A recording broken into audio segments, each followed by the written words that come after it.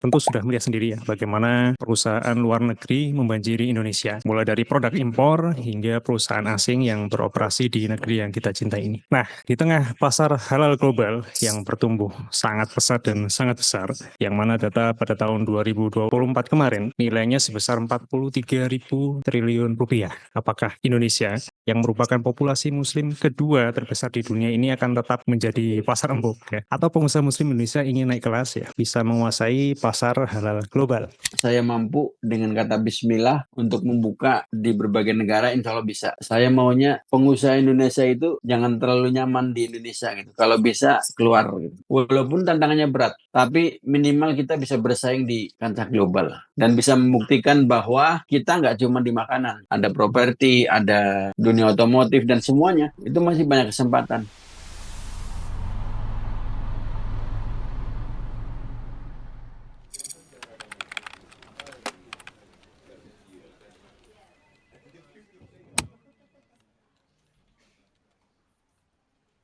Bismillah, Assalamualaikum warahmatullahi wabarakatuh. Waalaikumsalam warahmatullahi wabarakatuh. Alhamdulillah, wassalatu wassalamu ala rasulillah wa ala alihi wa ashabihi wa man walah wal hawla wala quwata illa billah. Seorang pengusaha muslim yang dengan izin Allah SWT dan kemudahan darinya berhasil membuka restoran menu-menu khas Indonesia di Arab Saudi hingga 3 cabang, Masya Allah. Kita sapa dulu beliau. Assalamualaikum, Chef Umar Muhammad. Waalaikumsalam warahmatullahi wabarakatuh. Salam Salam. kenal dari saya Umar Muhammad Masya di Allah, siap. Madinah.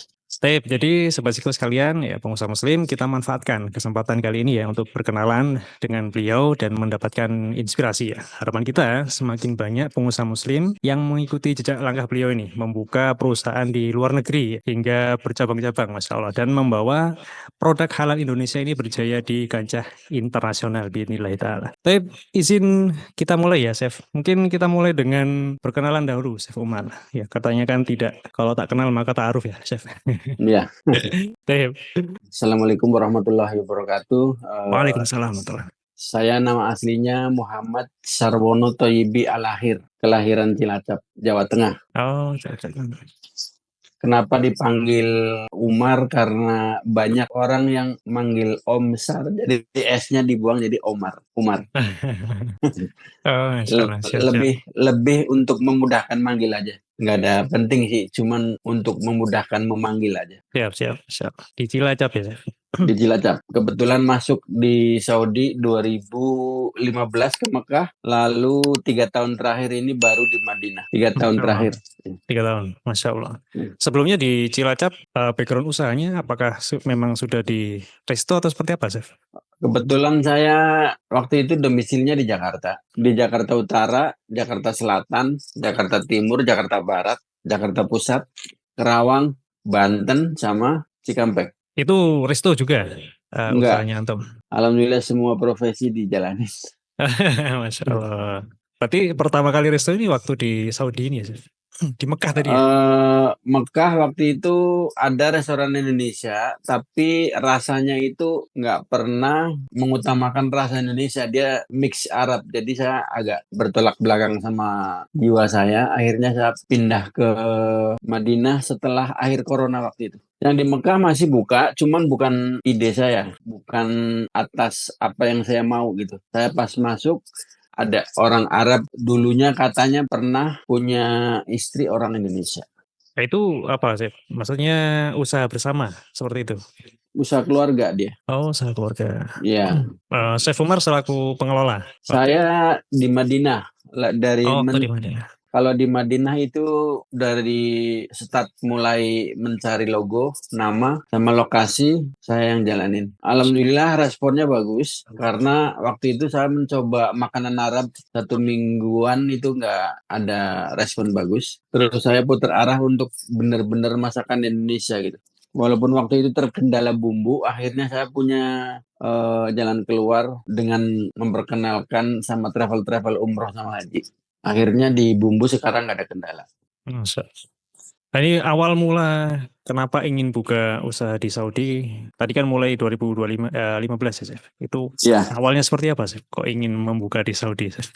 Sebetulnya di pikiran saya di saat kebuntuan, disitulah ada ide-ide yang bagus. Jadi pas corona itu saking buntunya, saya berpikir apa yang bisa menjadikan memulai awal gitu untuk membuka usaha di Madinah. Saya survei bahwa di Madinah waktu itu kan hampir pada mati semua usahanya karena corona kan pada tutup. Nah, Lah saya muter-muter di sekitar Madinah belum nemuin masakan Indonesia yang benar-benar rasa Indonesia itu belum ada. Saya pelajari sejarahnya di Mekah, di Riyadh, di Madinah juga belum ada restoran Indonesia yang langgeng, yang bertahan lama. Saya tanya kenapa dan masalahnya apa dan segala macam. Ternyata mereka kuncinya sih kurang sabar dan kurang keterbukaan aja.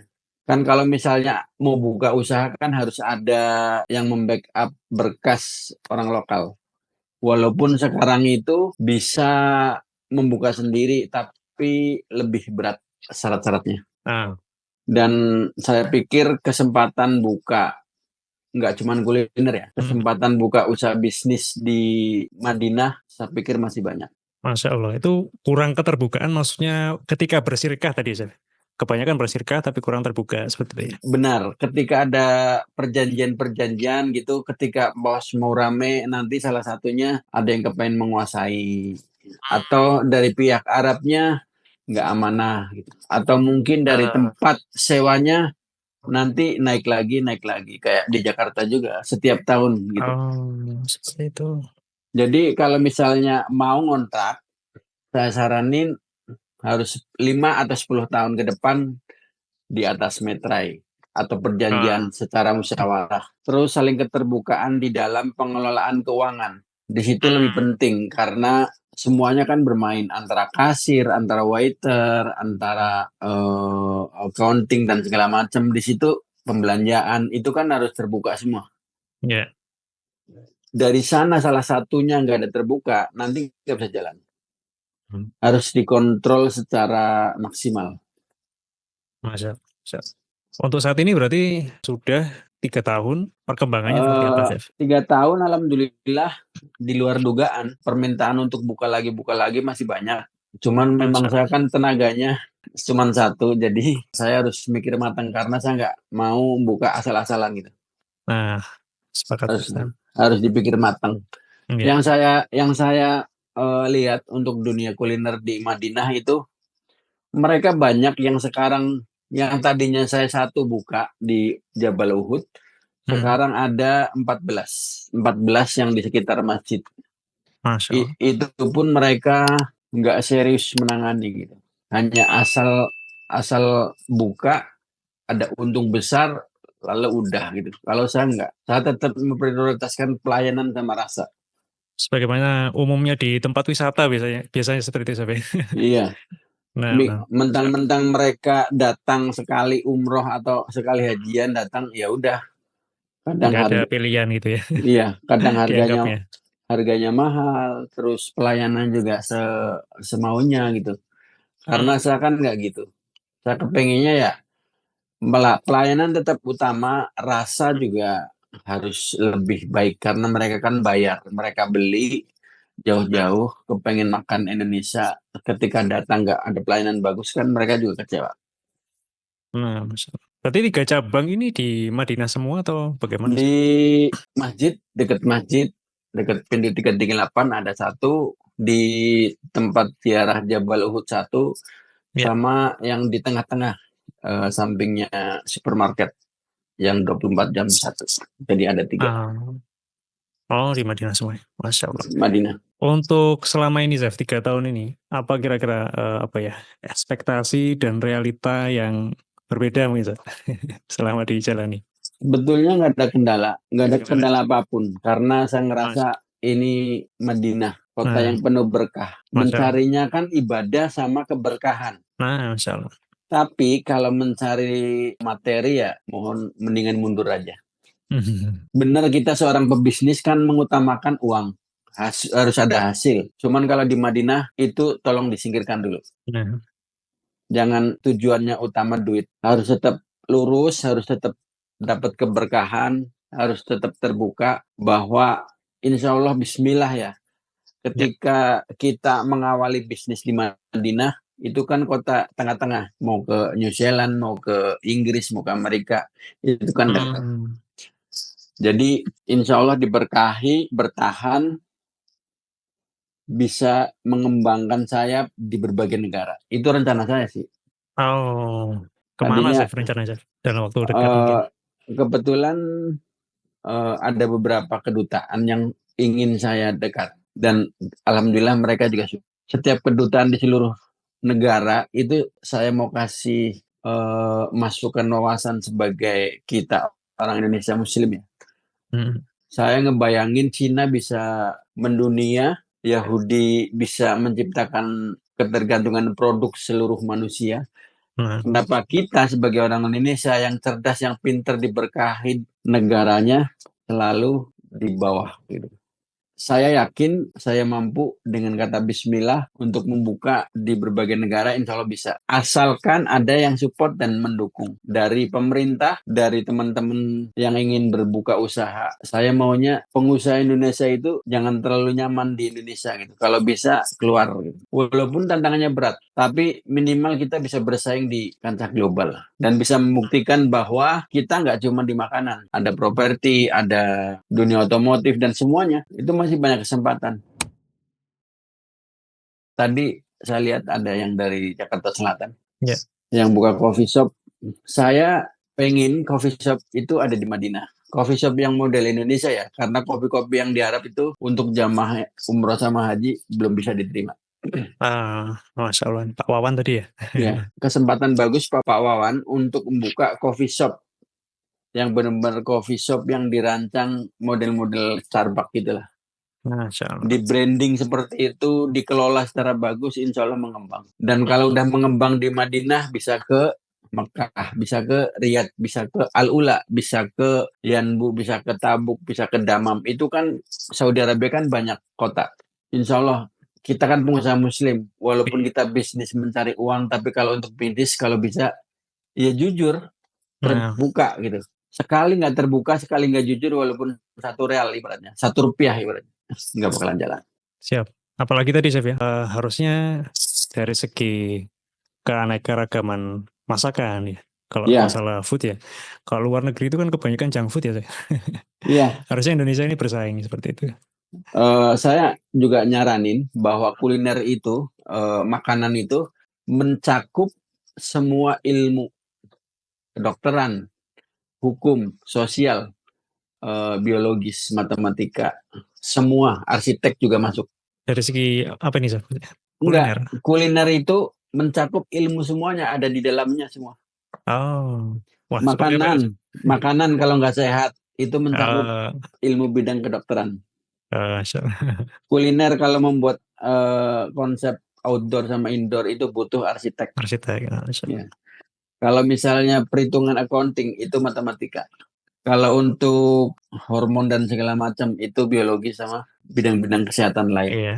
Jadi saya pikir dan saya pertimbangkan kemarin, saya pelajari juga bahwa makanan itu mencakup ilmu semuanya. Sosial, Hmm. politik, budaya, dan Menggerakkan semuanya, Chef. ya Bisa menggerakkan menggerakkan. semuanya. Nah, Pun kalau misalnya ada eh, sebuah negara yang paling mewah pun, ketika ada tamu pasti dijamu sama makanan. Dan itu yang membuat pasti tukang masak, bukan dokter. siap, Masya Allah. Jadi ini tantangan besar sih bagi bagi pengusaha bisnis Muslim di Indonesia untuk membuka di Hmm. luar negeri. Nggak harus di Madinah. Hmm, hmm. Masya Allah. Dan semua pasti laku. Namanya orang jualan diawali dengan Bismillah, Allah pasti kasih jalan. Siap, Nggak Chef. mungkin nggak. Nggak mungkin nggak. Pasti kebuka jalan.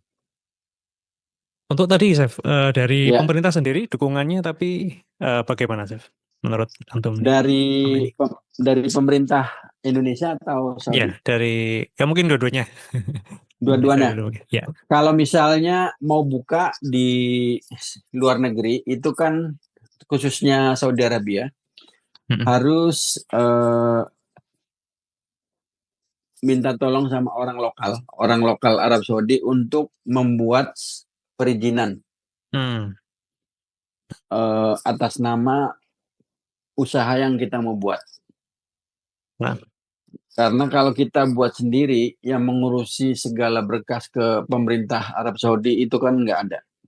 Hmm. Bisa kita buka sendiri, tapi itu membutuhkan biaya yang sangat besar dan deposit uang sekitar 8M. Informasinya 8 sampai 10. Nah, Belum lagi izin tinggal selama 1 tahun sekitar 60.000 real, dirupiahkan sekitar 240 juta per tahun. hmm. Belum pajak. Pajak ke pemerintah itu 20% dikasih ke pemerintah. Pajak makan 15%. Jadi totalnya 35. Itu kalau kita jadi investor langsung eh, sama pemerintah Saudi. Kalau Ah, kita join sama orang lokal, warga sana ya. ya warga sana, kita aman. Ada yang backup. Ketika ada masalah, mereka juga bantu. Dan itu persenannya itu sepakat musyawarah. Nah, Nggak harus nggak bisa harus dinego gitu Chef, ya? bisa nego Oh, so. secara kekeluargaan. Tapi harus mencari orang Arab yang amanah juga. Oh, seperti itu. Karena tantangannya juga besar. Sejarahnya jahiliyah tertinggi di dunia kan Timur Tengah, Arab Saudi. Ada kasus ya seperti itu tuh. Banyak. Bentuk penipuannya seperti apa? Penipuan atau apa? Ya? eh yang jelas ketika kita udah rame, Mm-mm. mereka selalu ingin menguasai. Ah, Tapi saya insya Allah enggak. Karena saya sebelumnya mm. mempelajari budaya dan sosial politiknya orang sini. Nah, Jadi celahnya pasti ada. Sekeras-kerasnya manusia, pasti dia ada lembutnya lah, ada kelemahannya gitu. masuk. Jadi itu harus dipelajari juga. Dan saya ingin ya Mm. pengusaha Muslim, khususnya Muslim yang dari Indonesia itu bisa membuka mata, bisa tercerahkan gitu. Dan jangan sampai terjerumus. Harus hati-hati, harus waspada bahwa ini Arab Saudi. Kita harus lebih teliti gitu ketika menghadapi orang-orang yang memang kita ajak bisnis gitu. Jadi nggak gampang juga untuk mencari orang lokal yang amanah itu nggak gampang. So. Jadi banyak-banyak salawat aja biar Masuk. dikasih jalan keluar, didatangkan orang Arab yang amanah. Kan nggak semua orang jahat juga kan. Iya. Insya Kalau Allah. dukungan dari pemerintah Indonesia sendiri seperti apa sih? Waktu itu saya pernah ketemu sama Pak Sandiaga Uno Hmm. dan ada beberapa orang orang Pak Sandi menanyakan perihal tentang susah senangnya apa yang mau dibantu dari pemerintah Indonesia. Waktu itu saya hanya minta kelancaran pengiriman bumbu dapur. Nah, waktu itu lagi diproses, cuman kendalanya waktu itu di imigrasi katanya. Jadi di imigrasi itu banyak pos yang meminta kayak pajak ini, pajak itu. Jadi akhirnya pas datang ke Saudi harganya lebih mahal daripada yang ada di sini. Oh. Jadi belum bisa dilanjutkan. Oh, belum bisa. Akhirnya saya ketika butuh eh, bahan baku atau bumbu yang harus dimasak di sini, Mm-mm. travel salah satunya. Jalan keluarnya paling enak travel. Oh, bekerja sama dengan travel. Iya, karena Mm-mm. tiap hari pun ada. Jadi nggak pusing-pusing lagi. Itu lebih murah juga ongkosnya. Kalau misalnya titipan jasa itu lebih mahal juga. Per kilo itu 130.000 per kilo. Itu travelnya memang menawarkan atau antum yang Enggak, eh, itu travel sama saya kan kekeluargaan. Jadi oh. bukan bisnis. Jadi saling pengertian gitu. Kalau misalnya dia bawa jamaah juga saya harus mengerti. Kalau misalnya saya butuh bumbu, dia juga mengerti gitu. Saling memahami dengan baik aja gitu. Insya Allah. Berarti sampai sekarang belum ada kendala yang begitu signifikan ya, Chef, untuk pengembangan Kendalanya terutama untuk pengembangan kendala terberat adalah di SDM-nya. SDM. Ya. Pekerjaannya itu yang paling berat yang selama ini saya hadapi. Yang paling berat karena pekerja dari Indonesia itu kadang satu gengsian, nggak mau mulai start dari awal. Susah-susah dulu itu enggak. Apalagi anak-anak sekarang kan maunya instan. Itu satu. Ya. Yang kedua, kadang di saat bekerja nggak dikontrol, ya udah mereka berpikir masuk kerja, pulang tidur, makan. Jadi tanggung jawab mereka itu saat ditinggal ataupun ditungguin Hmm.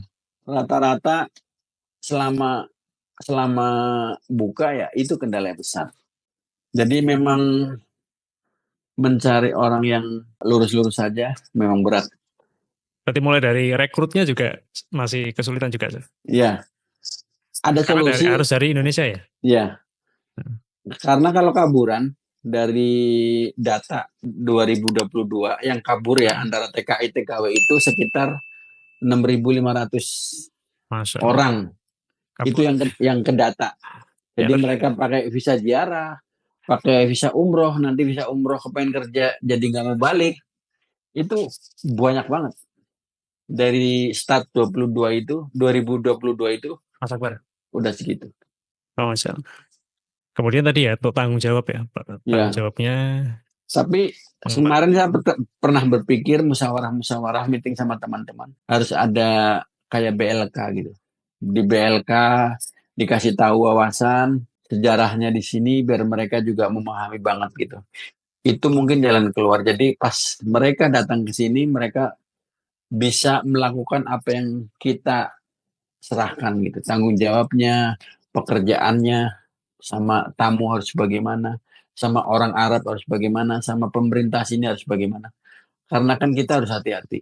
Membagi status-status atau berita-berita nggak baik keluar, itu juga bermasalah besar. nah, Maksudnya ketika kita sebagai orang Indonesia memberitakan sesuatu hal buruk tentang Saudi Arabia, itu tolong hati-hati. Itu ancaman besar bagi kita sebagai pendatang. tapi tadi seperti apa? Pelatihan seperti itu. Kayak BLK, sebelum sebelum mereka terjun ke lapangan, minimal dikasih pelatihan-pelatihan gitu. Pelatihan-pelatihan yang memang dikhususkan untuk bekerja di Saudi Arabia gitu. Jadi mereka akan lebih paham, lebih bertahan, bertanggung jawab, lebih dia juga selain bekerja kan mereka juga sering-sering umroh atau mungkin ada Nah, kesempatan hajian tanpa harus menunggu waktu lama itu kan. nah, Jadi sambil belajar jujur lah, sambil belajar terbuka gitu. Karena di sini kan kota suci gitu Rasulullah SAW. so, lebih paham benefitnya, kemudian rambu-rambunya seperti itu. Iya, benar. Itu yang kita harus sampaikan kepada mereka yang mau bekerja di atau mereka yang mau bisnis di Saudi Arabia. Masya Allah. Gimana? Semuanya sebetulnya ada solusi. Semua ada solusi. Ketika kemarin ada beberapa orang Kementerian Agama dan DPR Komisi 8 yang ngurusin cateringan haji, saya juga cuma ngasih masukan satu. Kan mereka tanya, solusinya gimana? Selama ini kan cateringan haji selalu bermasalah. Catering. Nasinya bau, nasinya kering, makanan gak enak dan segala macam. Hmm. Lah saya kemarin ngasih masukan bagaimana kalau pemerintah Indonesia sama pemerintah Saudi itu secara terbuka membuka sesuatu dapur resmi gitu, yang jangan dikelola sama orang-orang yang nggak bertanggung jawab gitu. Karena di sini kan banyak banget orang yang nggak bertanggung jawab. Dari transportasi, dari packingan dan semuanya harus ditata satu pintu, baru mereka diserahkan ke yang di lapangan. Insya Allah itu nggak ada jalan. Maksudnya insya Allah itu nggak ada keluhan dan permasalahan lagi. Yang mengelola? Yang mengelola tetap orang Indonesia karena kan ini makanan Indonesia. Oh, Jadi pihak Arab Saudi kadang berat gitu ngasih lokasi area untuk buat tempat dapurnya gitu. Karena mungkin kendala di keuangan gitu. Orang Indonesianya terlalu banyak mengambil keuntungan dari musim-musim umroh atau haji gitu. Jadi di situ kurang kurang keterbukaan gitu. Andai saja ada keterbukaan dari pemerintah Indonesia sama pemerintah Saudi dan dikelola sama orang-orang yang terbuka, insya Allah nggak ada masalah untuk permasalahan catering haji. Masya Allah. Karena dari dulu seperti itu, selalu ada masalah. Karena kan masa catering kan ribuan. Hmm. Bagaimana ngupas telur satu-satu? Nggak mungkin. Terus mau masak enak? Nggak mungkin. Karena mereka yang dikejar cepat kelar, Nah, terus untungnya buru-buru gitu. Masya Allah. Dan mereka kebanyakan juga pekerjanya kaburan semua, Seperti itu. kerja kontrak. Untuk masalah rekrutmen tadi, solusinya sudah ada, Chef. Semuanya ada semua. Tinggal pelaksanaan sama sistemnya yang harus dibuat. Jadi para pebisnis muslim di Indonesia, jangan pernah takut ketika kita bismillah dan melakukan usaha yang memang berharap keberkahan, berharap ada hasil juga. Hasil banyak kalau nggak berkah kan nggak bagus. Nah, Lebih baik sedikit, tapi rutin, langgeng, sampai akhir hayat, bisa manfaat juga, bisa membantu orang juga, bisa membuat mungkin yang mereka butuhkan dari yatim piatu, para janda-janda. Jadi kita harus berpikir ke depan lah. Dan saya yakin pengusaha muslim Indonesia itu kan banyak, nggak cuma satu. Ketika mereka sadar ingin membuat sesuatu yang bagus, insya Allah jalan. Kalau misalnya ada sesuatu yang kurang paham, karena ini waktunya agak kurang banyak, ya silahkan nanti bisa minta nomor sama Ustadz Alfian. Bisa minta, nanti saya jelaskan. Saya juga nggak mau pengusaha muslim Indonesia itu terjerumus di luar negeri gitu, nggak cuma Saudi kan. Dimanapun gitu. Karena saya pikir tantangan ke depan itu lebih banyak daripada tahun-tahun yang lalu. Masya Allah. Itu tadi mungkin, Chef, peluang usaha Ya. selain mungkin di kuliner juga atau mungkin bahkan di Oh ya, luar kuliner kemarin apa saja mungkin, Chef, kemarin saya di Madinah. sempat bagi pengusaha muslim yang punya modal dikit, bukan miliaran, itu bisa. Itu tadi yang dari Ciputat, dari Jakarta Selatan itu, coffee shop itu kan modalnya nggak besar, izinnya juga nggak ribet, itu lebih mudah.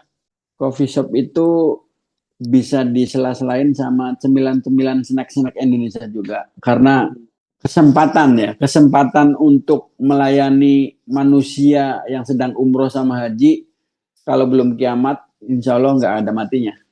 Nah, Masya Allah. Terus tadi ada pertanyaan apa, Ustaz? Potensi usaha apa Oh saja, ya, baik di kuliner maupun non kuliner mungkin, Chef, ya, di Madinah terutama ya. Nanti Madinah ada hotel. hotel. Kalau ada pengusaha muslim yang duitnya berlebih, saya sarankan mengutamakan bisnis hotel. Karena di saat kredit seperti ini, hotel biayanya untuk menginap bisa 3 kali lipat. Masya Allah. Tapi kalau misalnya di luar Desember, Januari, atau Ramadan, atau pas hajian, itu tetap standar. Tetap bagus. Itu hotel. Nah, Terus tetap travel, haji umroh itu tetap kesempatannya bagus. Masya Allah. Ketika kita melayani dengan baik sama jamaah juga selalu ingin pergi sama umroh yang terpercaya, amanah, dan segala macam. Nah, Hotel, travel umroh sama haji, kursi-kursi dari kayu, furnitur ya. Furnitur juga bagus. Di sini banyak orang-orang kaya yang kepengen membeli barang-barang kayu yang asli, itu nggak ada sama sekali. Saya pernah ke IKEA, pernah kemana, nggak ada barang bagus dari kayu. Semuanya banyakkan apa tuh, bikin-bikinan yang kayak bukan kayu asli. Oh, siap. Karena apa? Saking mahalnya di sini. Saking mahalnya. Ya. Terus properti itu juga bagus. Maksudnya ketika pengusaha muslim punya duit banyak, di sini kan banyak lahan kosong. Itu bisa dibuat perumahan atau ruko atau apalah gitu, atau pabrik dan segala macam. Masya Allah. Itu juga bagus Developer karena ya. ya developer. Sampai 2030 itu targetnya memang investor besaran untuk masuk ke sini gitu. Target dari pemerintah Saudi memang Ya, pembangunan ya. pembangunan itu saya lihat Madinah kan lagi dalam tahap proyek besar. Hmm. Kalau dilihat dari Jakarta lebih bagus Jakarta memang pembangunannya, Hmm. hasilnya. Kalau Madinah kan baru mulai start setelah Hmm. corona. Jadi Nah. belum ada jalan-jalan yang mewah dan bagus, belum ada. Lebih bagus Jakarta. Hmm. Jadi kesempatan pengusaha dari Indonesia untuk masuk itu kan terbuka lebar. Nah. Karena kalau non Muslim memang sekarang banyak turis ya, banyak turis non Muslim yang datang ke Mekah, Madinah. Yang penting saya tanya kemarin ke orang pemerintahan, yang penting nggak bisa masuk masjid. Kalau misalnya di luar masjid itu boleh. Nah. Jadi sekarang turis boleh masuk ke kota suci gitu. Hmm. Dulu kan dilarang, sekarang enggak. Oh. Termasuk berbisnis ya, berarti Ya, termasuk membuka bisnis itu. berbisnis. Ya, Hmm. jadi otomotif juga perbengkelan juga bisa. Bakery, bakery Indonesia di sini Bakery. belum ada. Oh, Siapa Masya Allah. pengusaha Muslim yang bisa bakery gitu. Ah, Lagi-lagi saya sadar diri bahwa saya banyak keterbatasan untuk siap, membuka siap. semuanya. Kepala saya cuma satu. Yang support juga saya selalu sendirian. Jadi eh, Nah, tentang kuliner selain makanan ada bakery, ada coffee shop, nah, sama cemilan-cemilan yang tradisional itu kan banyak. Nggak cuman di pasar-pasar aja kan. Dari hampir 30 lebih provinsi itu bisa disajikan di Madinah. Karena mereka kan yang datang umroh kan nggak cuman dari suku, salah satu suku gitu. Mereka ya. datang semuanya gitu. Dan mereka ketika orang-orang yang belum biasa dengan makanan Arab, mereka selalu mencari dan mencari makanan Indonesia. Dan itu kesempatan lebar yang sangat menjanjikan.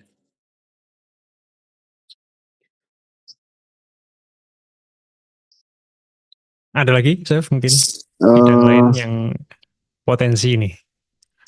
yang Karena paling yang yang paling hadir di poten sini juga banyak, ya, bidangnya banyak. semua bidang yang ada di Indonesia ya di sini harus ada gitu. Masya Allah, siap, siap. Kalau pertanian yang tadi Bapak Pak Bobi, ya itu peternakan juga beliau. Pemula peternakan juga. bisa dilakukan, cuman bukan di wilayah Madinah, ada di Abha, ada di Hmm, apa namanya Taif itu Taif. Nah. juga karena mereka kan dingin, Iya, iya. hawanya dingin untuk kayak perkebunan masih bagus. Siap, siap. Dan banyak orang Arab yang punya lahan, Hmm. mereka nggak tahu mau diapain. Oh, nah, Masya Allah. Jadi yang jelas orang Arab nggak bisa apa-apa, nggak bisa ngapa-ngapain. Mereka yang penting ada hasil. Dan ketika Iya. ada orang yang punya keterampilan dan kecerdasan, Nah, orang Arab juga nggak bakalan senang ya. nolak, pasti Nah, senang. senang, Masya Allah. Masya Allah, siap. Tapi ini setelah ini mungkin akan kita buka sesi tanya jawab, Chef. Ya, Tapi ya, sebelumnya mungkin saya izin untuk Bapak ya. Ibu sekalian, saya izin menyampaikan informasi ya.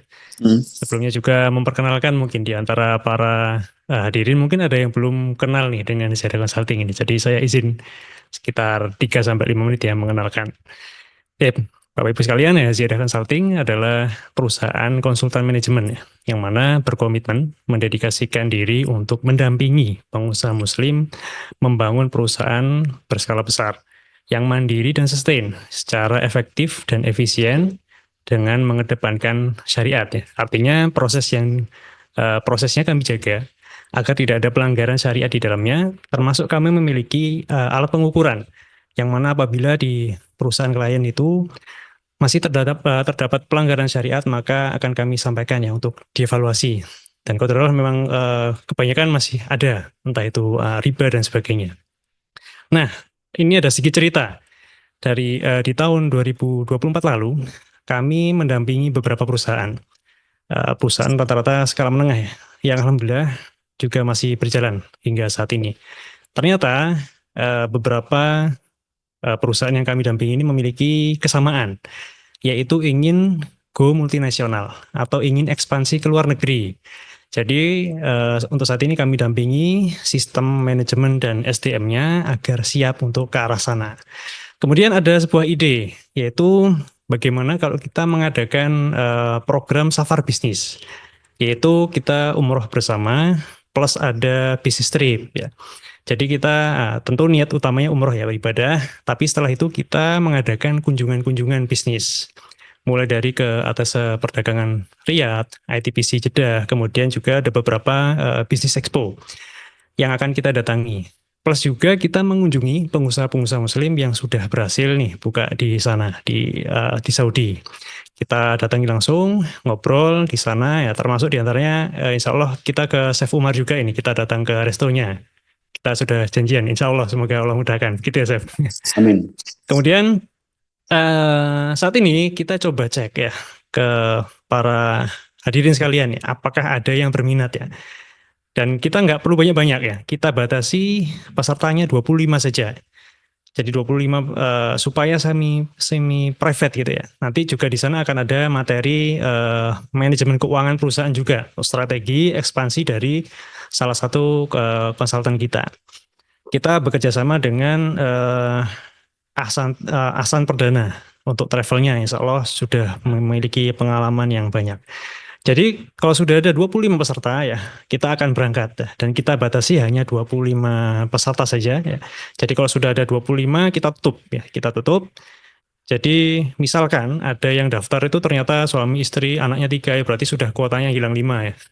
Atau ternyata yang daftar semuanya seperti itu berarti cuma 5 keluarga kita berangkat itu ya. Jadi benar-benar semi private ya. Jadi rekan-rekan di sini mungkin ada yang berminat bisa segera menghubungi admin Ziyarah Consulting untuk info selanjutnya termasuk harga khusus ya untuk yang mengikuti webinar kali ini. Siapa tahu ini akan menjadi umroh terakhir Bapak Ibu yang berangkatnya dari Indonesia. Mungkin setelah itu bisa berangkatnya langsung dari kantornya di Saudi, Masya Allah. Mungkin itu sedikit info dari kami. Selanjutnya kami buka sesi tanya jawab. Oh, kebanyakan dari ini ya, chat ya. Siap, saya bacakan saja ya. Ini ada pertanyaan dari Abu Ibrahim. Untuk pasar buah durian bagaimana, Chef, di sana? Itu makanan termahal di sini. Makanan termahal, termasuk di Madinah juga, Chef? Ya. Boleh tahu, kalau misalnya jangan wow ya, memang faktanya seperti ini. Jengkol, tahu nggak jengkol? Satu biji itu, kemarin sore saya sebelum balik saya baru beli karena ada tamu yang minta jengkol. Satu bijinya Rp6.000. 6.000 rupiah, Satu ribu. Karena waktu itu masih 600 atau 400 gitu, 1 kilo. Jadi memang sangat menjanjikan gitu. Tapi ya itu, kita harus lebih pintar-pintar dalam pengiriman dari Indonesia ke sini. Harus banyak kenalan gitu supaya kita dapat mendatangkan, atau mungkin bisa bekerja sama dengan perusahaan ekspor impor juga bisa, atau mungkin dari pemerintah langsung juga bisa. Karena waktu di PTC Jeddah juga saya pernah ke sana, ngobrol-ngobrol juga banyak. Dari KBRI juga sering langganan gitu. Kalau bapak pejabat juga pada mampir. Jadi kesempatan memang banyak, cuman kita juga harus lebih waspada, harus lebih hati-hati gitu. Jangan asal percaya aja gitu. Kita harus lebih detail untuk menanyakan sesuatu yang memang kita harus butuhkan. Itu aja. Salam. Tapi pasarnya besar ya, Chef? Durian ini ya? Kalau saya ngomong besar, lebih besar. Karena memang itu mahal dan orang pada suka. Orang Saudi juga suka ya? Ada yang suka, ada yang enggak. Oh gitu, lebih ke orang Indonesianya berarti ya? Lebih ke orang Indonesianya yang tinggal di sini, yang bersuamikan sama orang sini. Itu kan banyak. Orang-orang yang jangan gampangin orang perempuan ya. Orang perempuan yang nikah sama orang sini itu banyak yang sukses. Masya Allah, siap-siap. Dan masalah harga itu nggak pernah berpikir. Yang penting mereka tercukupi dengan apa yang mereka butuhkan saat itu. Terutama durian. Masya Allah, siap-siap. Tapi izin ke pertanyaan selanjutnya. Cari SDM-nya dari Indonesia atau buka lokernya di Arab Saudi, Chef? Eh Loker. biasanya loker bisa di sini, bisa di sana. Nah, Yang saya saranin lebih mengutamakan pekerja-pekerja dari Indonesia langsung. Karena ketika kita merekrut orang kaburan namanya kaburan kan, udah ditempatkan di Indonesia ke suatu perusahaan. Mereka nggak betah, mereka kabur, alasannya macam-macam. Ketika baru sebulan 2 bulan mereka kabur, nanti pindah, mereka juga kalau nggak nyaman kabur lagi. Dan mereka yang kabur-kabur itu ketika ada polisi grebek-grebek gitu kan dideportasi atau dipenjara dulu minimal 2 minggu, baru dipulangin. Jadi betah nggak betah ya mendingan lebih baik eh, dipertahankan atau jujur aja gitu. Saya nggak betah, masalahnya kan ada jalan keluar gitu. Namanya juga pekerja di luar negeri kan banyak resiko juga. Jadi harus saling terbuka lah, ketika nggak betah apa masalahnya, dicarikan solusi biar ada kesepakatan lagi gitu antara majikan sama yang bekerja. ya, Masya Allah.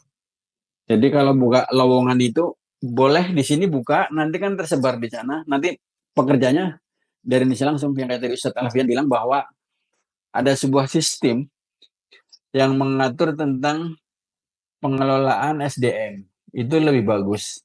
Nanti ada apa-apa yang berlakukan hukum syariahnya. Nah itu saya setuju itu.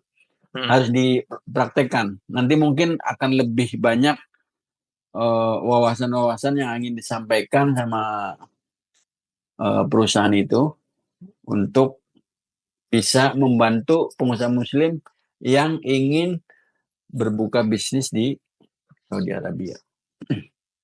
Siap. Masya Allah. Tip, izin membacakan soal selanjutnya, pertanyaan selanjutnya. Baik. Bisa tidak, Chef, kalau kita punya produk makanan atau minuman kemasan, kemudian dijual di resto-resto Indonesia yang ada di sana dengan sistem konsinyasi? Itu selama ini saya Oh, sering menerima dan mempraktekkan, tapi cuma sekali 2 kali mereka nggak lagi. Entah kendalanya apa saya nggak tahu ya.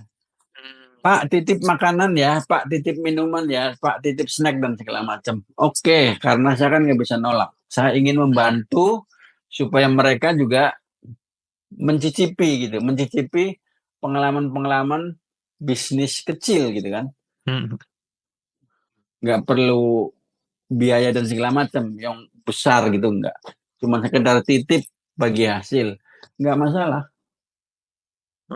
Selama ini yang saya tekankan, kalau mau bikin ya bikinlah yang profesional gitu. Jangan asal bikin, rasanya juga diterima, terus packingannya juga lumayan bagus gitu. Jangan asal-asal gitu. Ini kan luar negeri.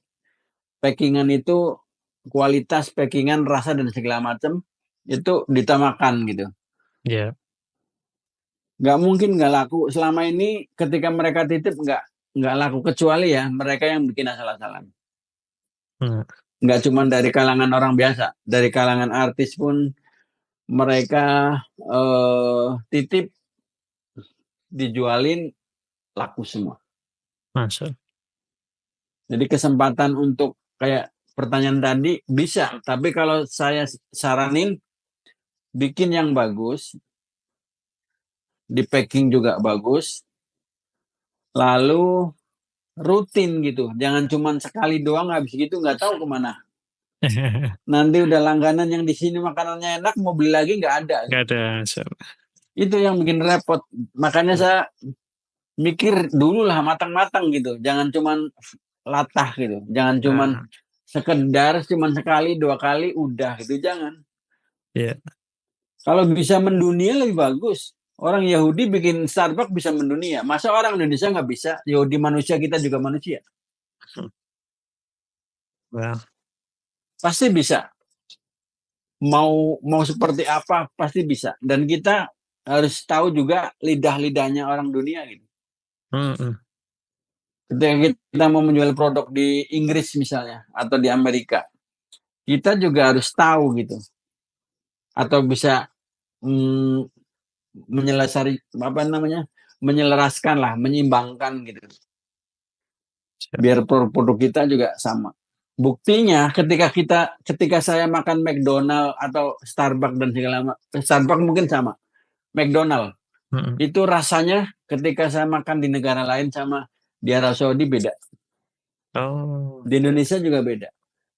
mm-mm. Makanan ayam di sini sampingannya kan kentang, kalau di Indonesia kan nasi. Iya. Jadi gitu itu harus kita sadari gitu. Kita nggak boleh mengekang gitu.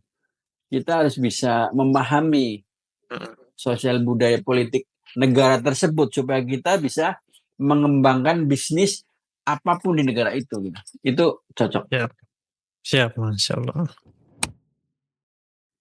Ini pertanyaan selanjutnya, Chef. Ya. Mungkin ada info harga sewa atau beli pertokoan sekitar Mekah atau Madinah, Masya Allah. Untuk harga waktu saya buka di Uhud itu per tahun 20.000 sekitar 80 juta. Itu Per harga tahun. ya. Berarti kalau dipikir dengan Jakarta, Madinah kan lebih murah. Itu seperti apa, Chef? Ukuran, Ukurannya dulu memang kecil. Bangunan tua kecil, murah, 20.000 real, sekitar 80 jutaan. Sekarang udah naik 70.000. Berarti 280 juta sekarang. Dulu 80. Itu yang paling murah. Ya sekitar 100 juta lah sekarang ya. Yang paling murah 100 juta. Lokasinya agak jauh dari masjid. Kalau di masjid itu sekitar 2 M kontraknya doang. Biaya sewanya 2 miliar berarti sekitar 500.000 real. Saya ngambil kursnya 4.000. Jadi 2 miliar.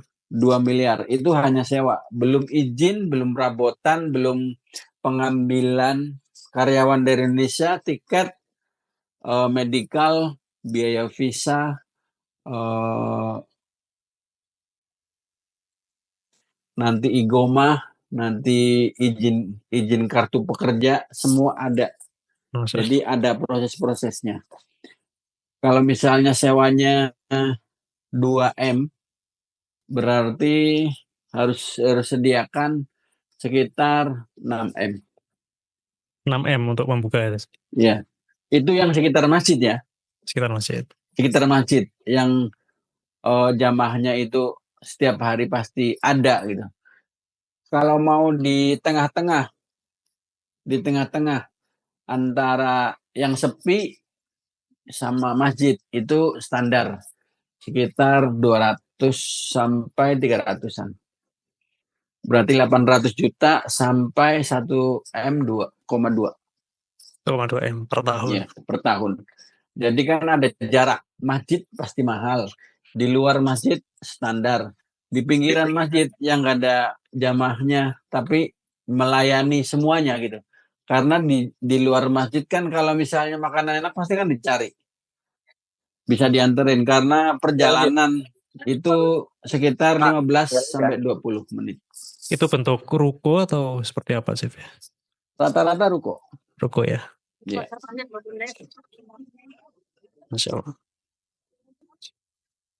Berarti kurang lebih, misalkan di luar tadi butuh biaya Dulu berapa? pas pertama buka itu saya cuma menghabisin 600 jutaan. 600 juta rupiah. Ya. Dulu ya waktu corona. Balik modal 2,5 bulan. Masya Allah, 2 bulan setengah. Siap-siap, Masya Allah. Perusahaan yang paling bagus. Berarti Dua. sekarang pun misalkan tadi butuh 6 M, apakah potensi balik modalnya tetap sama, Chef? Enggak. Karena kenapa saya bilang enggak? Saya jujur aja. Iya. Orang Indonesia yang latah buka itu banyak banget sekarang.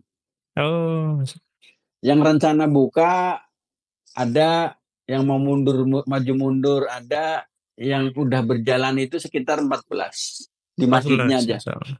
Masya Allah. Tapi mereka hampir sama gitu. Mereka karena nggak punya ide, hanya latah ikut-ikutan, Oh, merasa mereka punya uang gitu. Mereka nggak pernah berpikir bahwa pelajari dulu apanya dan segala macam. Dan itu lebih penting gitu ya. Penting ya. acara ini jangan hanya mencari keuntungan gitu, jangan. Mm-mm. Tapi memberi edukasi kepada pengusaha muslim supaya nggak terjerumus eh,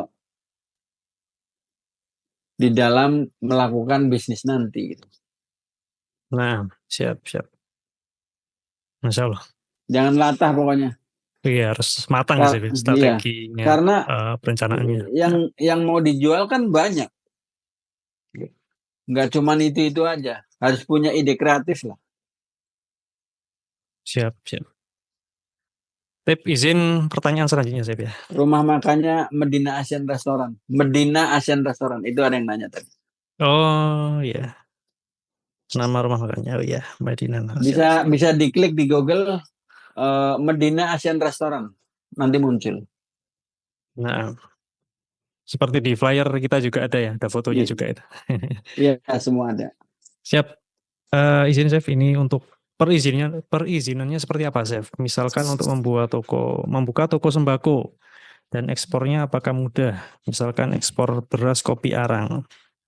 Semuanya mudah. Sekarang jaringannya mudah. Saya kasih tahu. Dulu berat memang. Kalau sekarang banyak jalan, banyak kemudahan. Banyak informasi yang bisa didapat. Kalau dulu jujur enggak.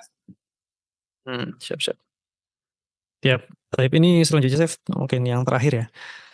Untuk membuka usaha di luar negeri, kemudian kerjasama dengan orang lokal di sana, apakah kita harus memiliki e-commerce dahulu? Enggak. Oh, tidak. Enggak perlu. Yang perlu duitnya.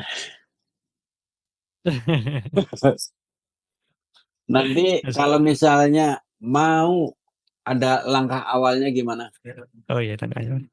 Ada nanya langkah awalnya bagaimana? Nanti bisa ini ada semua sebetulnya. Baru Apa buat itu? langkah-langkah prosesnya untuk membuka usaha atau bisnis apapun gitu. Oh, Dari awal sampai pembukaan ada semua. Mau minta tolong ke pengacara, minta kekuatan hukum dengan siapa gitu, ada semua. Dari mau dukungan dari pemerintah Indonesia atau pemerintah Indonesia atau Saudi ada juga. Jadi tinggal siapkan dana aja yang cukup, istiqoroh yang kuat, bismillah dengan setinggi-tingginya bismillah. Mau bisnis apa, nanti bisa dikonsultasikan, bisa disurvei dulu ke sini, mau buka apa ya, di mana ya, itu bisa dipelajari dulu. Jadi jangan buru-buru, jangan terlalu kayak buru-buru buka, nanti tutup malahan. Siap-siap, Masya Allah. Matang dulu berpikir, jangan terlalu nafsu. Iya. Itu kuncinya. Benar-benar sepakat, Masya Allah. Siap. Terus saya juga setuju tadi, kalau misalnya udah buka, manajemennya ya manajemen syariah yang tadi disampaikan. Kalau ada kecurangan dan nggak beresnya dalam perusahaan kan bisa dimusyawarahkan dengan hukum syariah. Itu saya setuju banget. Ya, Masya Allah. Chef Kodarullah ini sudah 1:30 lebih ya. Ya. Sudah di penghujung acara. Ya. Jazakallah khair, Chef Umar sudah menyempatkan waktunya. Semoga bermanfaat ini untuk rekan-rekan sekalian. Kami mohon maaf juga mungkin ada pertanyaan-pertanyaan yang belum sempat terjawab ya. Semoga di lain waktu ya bisa kita sambung kembali dan juga bermanfaat. Ya. Jadi amal jariah untuk Chef Umar dan juga bermanfaat untuk pengusaha muslim yang lainnya. Baik, kita sudahi dulu, kita tutup pertemuan kali ini dengan doa kafaratul majelis. Subhanallahumma bihamdika asyhadu an la ilaha illa anta astaghfiruka wa atubu ilaik. Jazakumullah khair. Assalamualaikum warahmatullahi wabarakatuh. Waalaikumsalam warahmatullahi wabarakatuh. Jazakallah khair, Chef Umar. Ya.